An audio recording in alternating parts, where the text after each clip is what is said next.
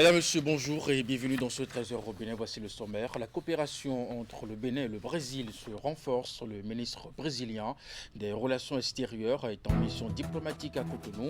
Mauro Vieira a été reçu par son homologue des Affaires étrangères du Bénin, Olusegun Adjadi Bakari.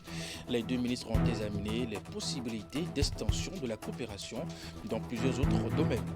Ensuite, les diplômes des admis aux différentes sessions de l'examen du certificat de qualification au métier depuis 2023 sont désormais disponibles. Le président de la Chambre des métiers de l'artisanat l'a annoncé à la faveur d'un point de presse tenu dans les locaux de l'institution consulaire. Et puis enfin, nous parlons toujours de la célébration de la Journée internationale des droits des femmes, puisque le mois est dédié à la cause des femmes. Les femmes béninoises ont eu droit à un spectacle dans la soirée du 9 mars dernier sur l'esplanade du Palais des Congrès de Cotonou, un concert avec à l'affiche plusieurs artistes béninoises et africaines, sans oublier une invitée surprise. Et voilà pour vous le sommaire de cette édition. À nouveau, bonjour et bienvenue si vous nous rejoignez dans ce 13h au Bénin. La coopération par la diplomatie entre le Bénin et le Brésil se renforce. Le ministre brésilien des Relations extérieures est en mission diplomatique à Cotonou. Mauro Vieira a été reçu par son homologue des Affaires étrangères du Bénin, Olusegun Adjadi Bakari. Avec les autorités béninoises, Mauro Vieira va examiner les possibilités d'extension de la coopération dans plusieurs autres domaines, la mise en place de nouveaux partenariats économiques dans les secteurs de l'agriculture, l'agro-industrie et les infrastructures est envisagée.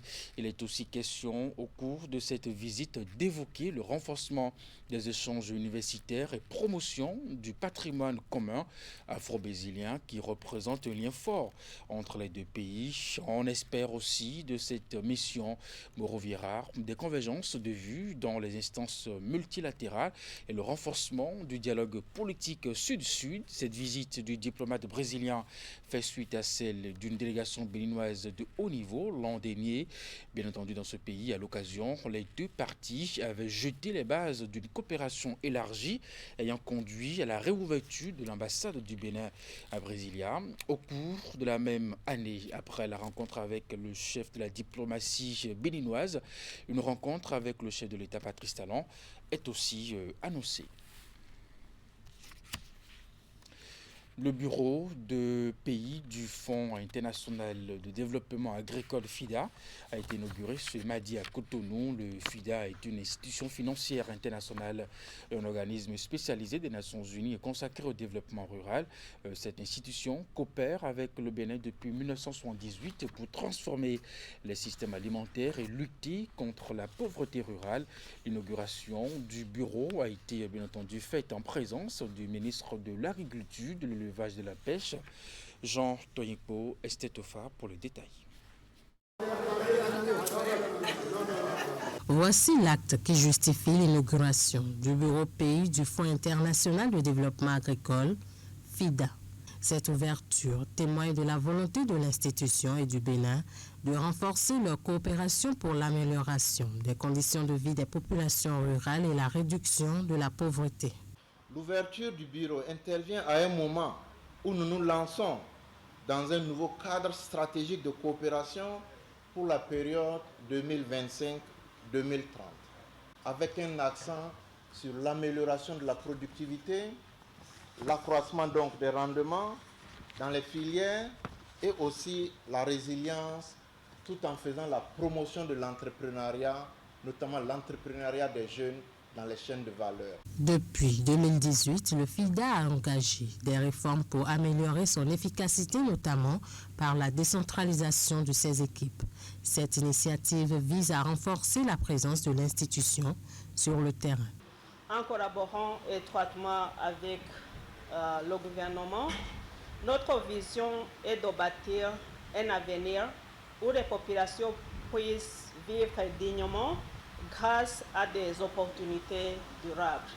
Le ministre de l'Agriculture, de l'Élevage et de la Pêche a rassuré de la disponibilité du gouvernement à jouer sa partition dans l'opérationnalisation et le bon fonctionnement du bureau FIDA à Cotonou.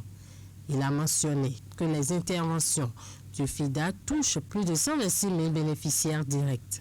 Le FIDA s'affiche aujourd'hui comme l'un des partenaires clés du développement du secteur agricole à travers, premièrement, l'appui à la transformation de l'agriculture familiale adaptée au changement climatique.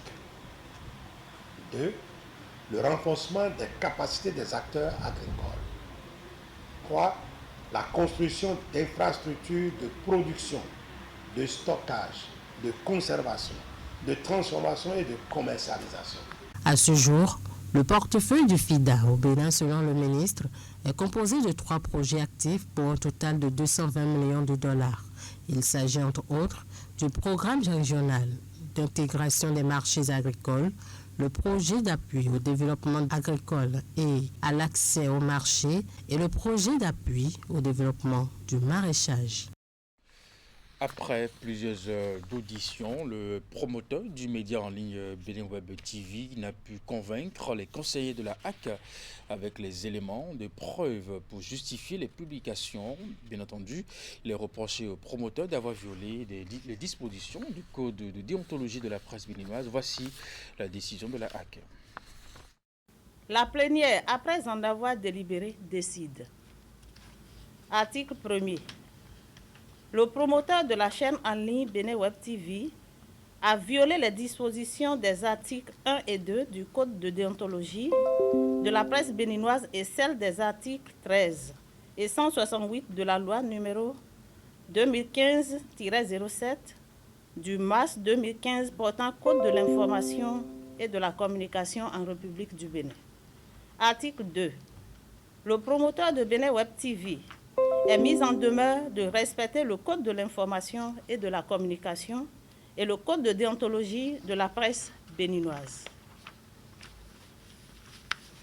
Article 3. Le promoteur de la chaîne en ligne Bénin Web TV, dès notification de la décision, doit présenter les excuses publiques de l'organe à la HAC et à son président. De même, il fait publier la présente décision sur les médias en ligne d'Abarou et Banuto. Article 4. Le nom de domaine de Bénin Web TV doit rester uniquement sur l'extension BJ conformément à l'article 22 de la loi par la radiodiffusion numérique en République du Bénin, à moins d'adresser une demande particulière à la HAC. Article 5. En cas de non-respect de la première décision, le promoteur de la chaîne Bénin Web TV s'expose aux sanctions prévues par les textes en vigueur. L'article 6.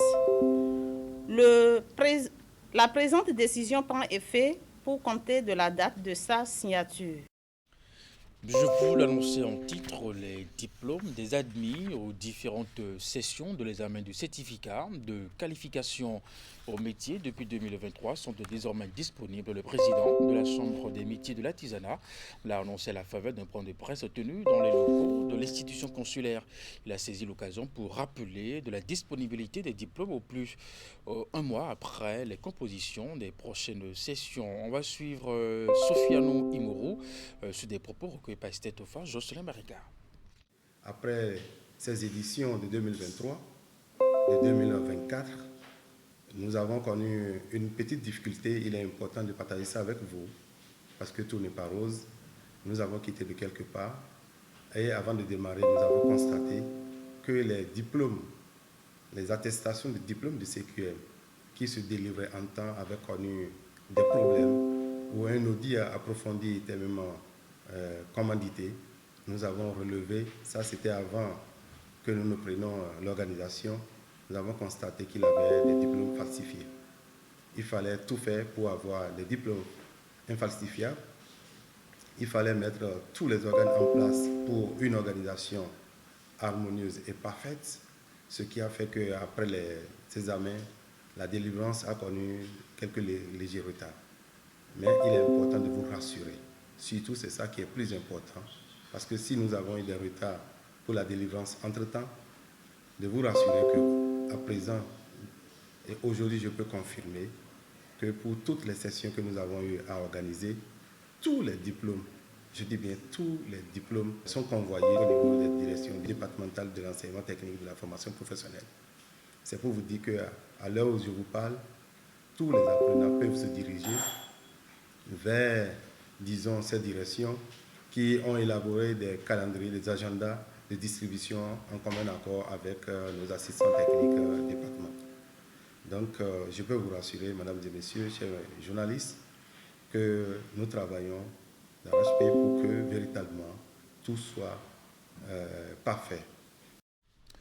Il faut préciser que le dépôt des dossiers dans le cadre de la session d'avril 2025 du CQM ont pris fin ce mardi. Dans la suite de cette édition, justement, l'Union islamique du Bénin a procédé au lancement officiel de la première édition de la foi islamique du Ramadan Firam 2025. Il s'agit d'un rendez-vous unique de spiritualité, d'échange, de découverte dont l'inauguration a été marquée par une conférence, des conseils pratiques alimentaires à adopter pendant le jeûne et la visite des stands. La cérémonie d'ouverture s'est déroulée sur l'esplanade du rond-point Sainte-Cécile à Cotonou. Voici les images.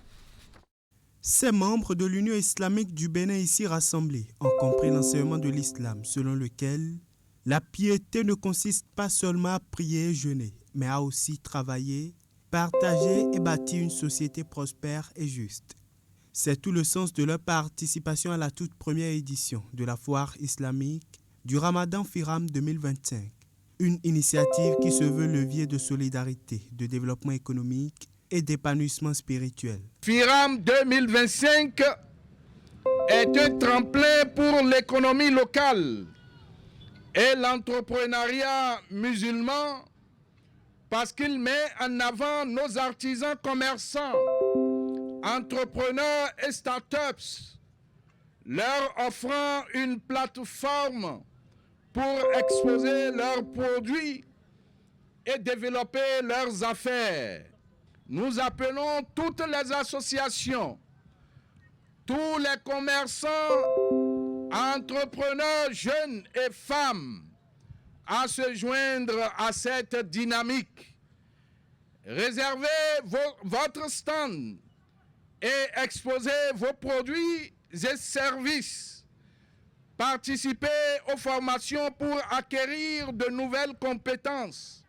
À travers cette foire, l'Union islamique du Bénin offre une plateforme d'échange spirituel et intellectuel avec des conférences thématiques, occasion pour les participants d'enrichir leur compréhension et leur engagement envers les principes de l'islam pendant cette période bénie du Ramadan. Le ministère de l'Intérieur et de la Sécurité publique attache une grande importance à l'organisation d'événements majeurs comme Firam 2025. La sécurité des participants, des exposants et du public est une priorité pour nous. À cet effet, les dispositions seront prises afin qu'on puisse garantir un déroulement paisible. Il est des moments dans la vie où l'âme s'élève, où le cœur s'ouvre, où la foi se fait lumière. Professeur Ibrahim Salami a animé la conférence inaugurale du Firam 2025, axée sur le thème Solidarité et développement, le Ramadan comme tremplin pour promouvoir les valeurs islamiques et l'économie locale. Cette première édition de la foire islamique du Ramadan se poursuit jusqu'au 16 mars 2025 à travers la découverte des produits halal, des conférences et autres. Après Kouandé en 2024, c'est le tour de Boukombe d'abriter, bien entendu, les manifestations officielles au plan départemental de la journée dédiée aux femmes. Cette célébration tournante qu'organise la préfecture de Nati-Tengou en collaboration avec la direction départementale des affaires sociales, Atakora et les ONG partenaires vise à marquer une pause stratégique en vue d'évaluer les progrès réalisés et défis à relever pour l'autonomisation des filles et des femmes victimes des stéréotypes. Abdou Savidrissou pour le compte rendu. Très tôt ce mardi, dans L'édition 2025 de la Journée internationale des femmes démarre à Boukombe pour le compte de l'Atakora par cette procession. L'instant d'un parcours rythmé sous un soleil de plomb. Et ces femmes, issues des différentes couches socio-professionnelles, sont accueillies par autorités et ONG partenaires acquises à leur cause. Ensemble, elles vont rallier la maison des jeunes de la localité pour la phase protocolaire. L'autonomisation des femmes, puissant levier du développement, ne saurait être réalisée si les femmes entrepreneurs et constituées en groupements et coopératives vivent un manque de matériel de transformation, limitant ainsi leur capacité à influencer l'économie locale. Les mariages précoces, forcés et par échange se poursuivent et les mutilations génitales, quoique réduites, continuent d'être pratiquées dans nos contrées reculées. Ce plaidoyer remis au SG de la préfecture de Nati Tengou sera transmis à l'autorité préfectorale. Nous devons veiller à ce que chaque fille, chaque femme puisse jouir pleinement de ses droits. Nous devons nous assurer que les jeunes filles continuent d'avoir accès à une éducation de qualité. Aux côtés de la préfecture de Nati Tengou, structure organisatrice, la direction départementale des affaires sociales et de la microfinance Atakora, Plan international Bénin et d'autres ONG impliquées dans la protection des droits de la femme. Pour l'année 2025, cette journée est placée sous le thème au niveau mondial pour toutes les femmes et les filles, droit, égalité, autonomisation. Ce thème est un appel à continuer à œuvrer pour un avenir féministe où personne n'est laissé sur le carreau. C'est une véritable interpellation. Il nous rappelle que le combat pour l'égalité des sexes et l'autonomisation des femmes doit concerner toutes les femmes sans exclusion ni distinction. Au cours de cette célébration, des attestations de reconnaissance sont décernées aux femmes méritantes, membres des associations villageoises d'épargne et de crédit. Dans la suite justement de cette célébration, l'organisation non gouvernementale Médecins du Monde Suisse au Bénin était aux côtés des femmes de la commune de Ndali dans le cadre du projet Respect des droits à la santé sexuelle et reproductive des adolescents et jeunes avec l'appui financier de Affaires mondiales Canada. Cette ONG internationale au-delà des initiatives nationales a organisé un dialogue communautaire avec les femmes de cette commune du département du Borgou pour promouvoir davantage la gente féminine et l'égalité genre. L'événement qui s'est déroulé dans la cour de l'arrondissement central de Ndali a réuni des patronnes d'ateliers, des jeunes femmes apprenties ainsi que des membres influents des communautés. A noté également la présence des autorités politico-administratives, dont notamment le maire de Ndali, Jacques Degbe Kal Aldo Bagidi. Pour toutes les femmes et les filles, droit, égalité et autonomisation, c'est le thème autour duquel se sont déroulés les échanges. Les droits à la santé sexuelle et reproductive font partie des droits humains fondamentaux et qui garantissent donc aux personnes de disposer de leur corps et de prendre des décisions de façon libre. 2 exposés thématiques seront alors présentés aux participants. Le premier a porté sur les droits humains, notamment les droits en santé sexuelle et reproductive des femmes et l'égalité de genre. Le second sur l'empowerment féminin et l'importance de promouvoir l'autonomisation des filles et des femmes pour des sociétés égalitaires, justes et inclusives. Donc c'est dans ce cadre que nous sommes réunis ce matin pour pouvoir célébrer nos femmes, nos Amazones, pas seulement célébrer leur réalisation, mais également leur potentiel illimité, qui est souvent sous-estimé et que nous voulons vraiment révéler au monde entier. En cette journée de 8 mars, rendons hommage à toutes les femmes qui, par leur courage et leur détermination, façonnent notre monde. Engageons-nous ensemble pour poursuivre le combat pour l'égalité des droits et des chances.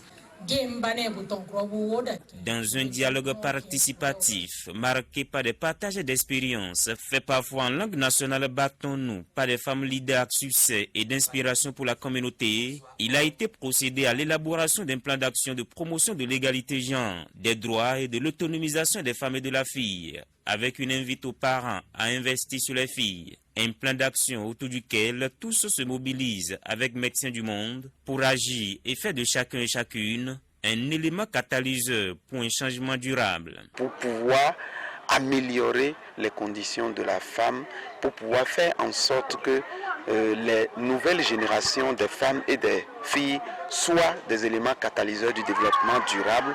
On a pu recueillir certaines actions que les femmes en association promettent de mettre en œuvre au niveau de la commune de Ndali, notamment les femmes qui sont en association comme les artisanes. Par le passé, les femmes étaient reléguées au second rang. Là où se trouvent les hommes, la femme n'avait rien à dire. Mais aujourd'hui, les choses ont changé. La femme est considérée et je salue cela. Ce qu'on a appris, c'est beaucoup.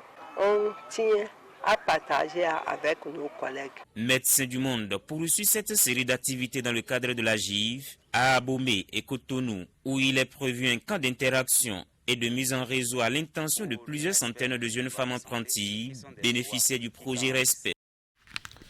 L'amicale des femmes agents de la Société béninoise d'énergie électrique AMIFA SBE a célébré ce mardi la 30e édition de la Journée internationale des droits des femmes. Le thème de cette année au niveau mondial est pour toutes les femmes et les filles, droit, égalité, autonomisation. En s'inscrivant dans la même logique, l'AMIFA a choisi de réfléchir sur le thème droit, égalité des filles. Comment prédisposer nos filles à l'autonomisation? Voici le compte rendu de Oulette Sanoussi. Très tôt ce mardi, dans la salle de conférence de la direction générale de la SBE, l'amicale des femmes agents de la SBE, AMIFA SB2E, qui célèbre la Journée internationale des droits des femmes édition 2025. Une célébration autour d'un thème qui engage ces dernières à œuvrer ensemble pour une inclusion réelle et effective des femmes dans leur entreprise. Votre contribution au développement de notre entreprise est précieuse et mérite d'être célébrée. La SBE a besoin de femmes qui se surpassent et nous en sommes capables. Osez, osons toujours, afin de faire rayonner notre entreprise, la SBE, comme une ampoule qui brille et fait fuir l'obscurité de la nuit. Occasion pour ces femmes de louer les efforts consentis par les responsables pour relever le taux de représentativité des femmes au sein de l'équipe de direction. Des avancées significatives sont observées en matière d'égalité du genre, d'autonomisation et de reconnaissance des droits des femmes à la SB2E. Tant qu'il reste à faire, il reste à parfaire, dit-on. Cette dynamique positive doit donc être poursuivie et renforcée pour atteindre nos objectifs communs et faire prospérer notre entreprise commune. Tout en saluant l'initiative, les responsables de la SBE s'engagent à poursuivre la promotion de la gente féminine. Ils exhortent ces femmes à plus d'engagement, à continuer à se battre pour la place qui est la leur au sein de cette société. Il faut dire qu'à la SBE, les femmes occupent une grande place. En fait, nous accordons une grande importance aux politiques genre. Vous prenez par exemple dans notre comité de direction, au niveau central aujourd'hui, il y a des femmes. Au niveau régional, nous avons 10 directions régionales, 5 hommes, 5 femmes. Donc nous essayons vraiment de tenir compte des questions de parité dans notre politique genre à la SBE. La journée de la femme célébrée par l'AMIFA SBE s'est déroulée autour de 2 communications suivies de débats. La première, animée par une nutritionniste diététiste, porte sur comment réussir le pari d'une santé épanouie au travail grâce à un mode de vie sain. La seconde est intitulée « Droit et égalité des filles, comment prédisposer nos filles à l'autonomisation ». Et pour finir ce 13h au Bénin, nous parlons toujours de cette célébration relative à la Journée internationale des droits des femmes. Et puisque le mois est dédié à cette cause, les femmes béninoises ont eu droit à un spectacle dans la soirée, bien entendu, de ce mardi 9 mars dernier, sur l'esplanade du Palais des Congrès de Cotonou. Un concert avec l'affiche plusieurs artistes béninoises et africaines, sans oublier une invitée surprise. Retour sur les temps forts de ce spectacle.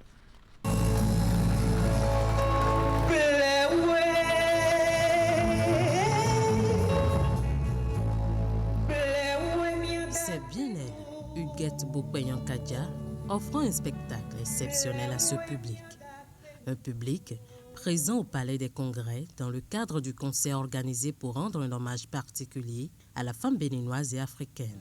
Une façon pour la présidente de l'Institut national de la femme de participer à ces moments de réjouissance. C'est aussi un moment de souvenir des femmes qui, à cause de violences sexuelles de tous ordres qu'elles subissent, ne peuvent même pas bouger de chez elles. Et ce soir, comme vous aurez remarqué, l'orchestre est exclusivement féminin et tous les artistes sont en train de passer du sexe féminin.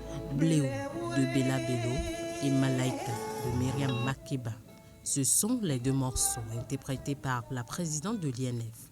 Une prestation qui a laissé sans voix les spectateurs. Vraiment la cerise sur le gâteau parce que c'est la présidente de l'INF. Personne ne pouvait imaginer qu'elle avait un coffre, qu'elle avait de la voix à donner, de la puissance dans la voix de cette façon-là. Elle nous a égayé de sa plus belle voix, on a découvert un talent en elle. C'est vrai que nous avons déjà eu l'habitude de la voir sur quelques fois sur ses pages Facebook, mais là elle vient de nous gratifier en live et puis franchement c'était du beau. Une première de voix, Madame la présidente de l'INF, prestée. Sincèrement, je ne m'y attendais pas. J'en parle et j'ai la chair de poule. Quand je la vois sur une prestation telle que Malaika, quand je la vois dans des registres comme ça, je ne sais pas comment elle a fait, mais sincèrement, elle est une artiste, pour moi, confirmée. La scène du festival, Elle mérite tout, a vu défiler plusieurs artistes féminins du Bénin, avec pour l'occasion un orchestre entièrement féminisé.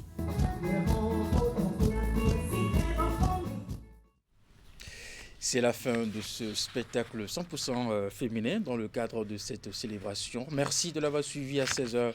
Retenez votre bulletin d'information 19h30, la grande édition de la soirée juste après, Wahab Ali Para, avec l'émission L'Info continue. À très bientôt.